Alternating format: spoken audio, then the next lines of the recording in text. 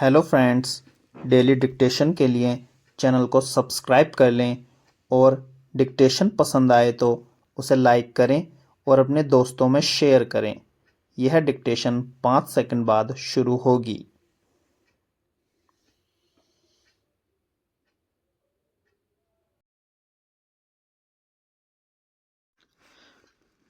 Start. मैं भारत की शासन संबंधी चुनौतियों के कारण नौकरशाही को आधुनिक बनाने के लिए तत्काल सुधार की आवश्यकता है। देश की आर्थिक कहानी जो महत्वपूर्ण रूप से चिन्हित है, विकास और नवाचार में प्रगति के साथ साथ आय असमानता, महत्वपूर्ण क्षेत्रों में कम निवेश और नौकरशाही की अक्षमता जैसे स्थायी मुद्दे भी जुड़े हुए हैं। इस कहानी का केंद्र भारतीय प्रशासनिक सेवा है, जिसने लंबे समय तक देश के शासन पर अपना दबदबा बनाए रखा है।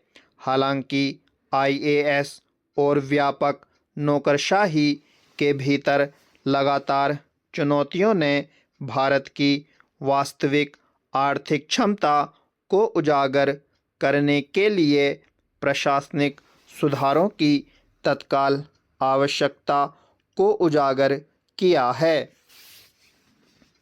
आईएएस की विरासत और चुनौतियां।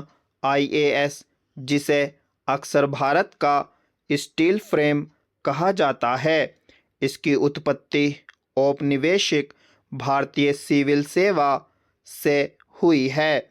स्वतंत्रता के बाद यह भारत की प्रशासनिक मशीनरी की रीढ़ बन गया, जिसमें अधिकारियों ने शासन में महत्वपूर्ण भूमिकाएं निभाईं। फिर भी यह विरासत अपनी खामियों से रहित नहीं रही है।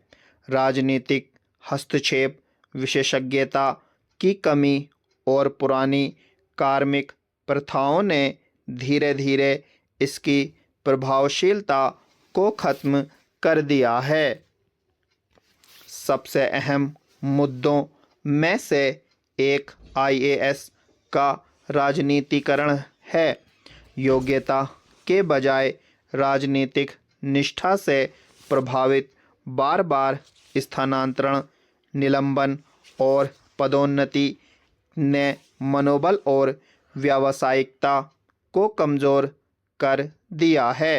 अधिकारियों को अक्सर विभागों में बार बार रोटेशन के कारण डोमेन विशेषज्ञता विकसित करने में संघर्ष करना पड़ता है, जिससे वे तेजी से जटिल होते शासन परिदृश्य में प्रभावी नीति विशेषज्ञ बनने से वंचित रह जाते हैं।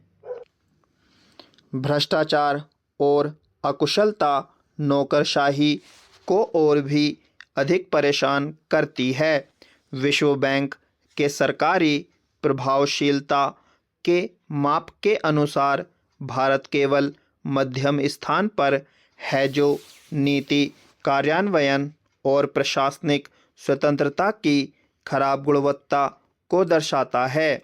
सुधार के बिना ये प्रणालीगत अकुशलताएं भारत के आर्थिक विकास और शासन उद्देश्यों को बाधित करने की धमकी देती हैं। भारत में कार्यकारी नेतृत्व वाली सरकार, जिसकी विशेषता केंद्रीकृत निर्णय लेने की है, ने मिश्रित परिणाम दिए हैं। जबकि इसने तेजी से आर्थिक सुधार और बुनियादी ढांचे के विकास को सुगम बनाया है, इसने नीति कार्यान्वयन में अड़चनें और जवाबदेही की कमी भी पैदा की है। केंद्रीकृत सत्ता संरचना अक्सर नौकरशाहों की अंतर्दृष्टि और विशेषज्ञता को दरकिनार कर देती है, जिससे प्रभावी नीति निष्पादक के रूप में कार्य करने की उनकी क्षमता कम हो जाती है। प्रधानमंत्री नरेंद्र मोदी के नेतृत्व में सरकार ने राजनीतिक तबादलों पर अंकुश लगाकर तथा अन्य उपाय लागू करके इनमें से कुछ कमियों को दूर करने का प्रयास किया है। स्टॉप।